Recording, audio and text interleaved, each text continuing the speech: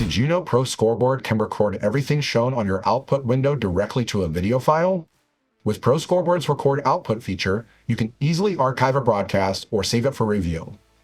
Open it by going to Actions in the menu bar and select Record Output, or press Command-Shift-R. Click the target button to choose where the file saves and what it's named. Next, choose your video codec. You've got a few choices: ProRes 422HQ, ProRes 422, ProRes 422LT, ProRes 422 Proxy, or H.264. Each of those have their own advantages and disadvantages, so do some research on your long-term goals and choose which format supports those best.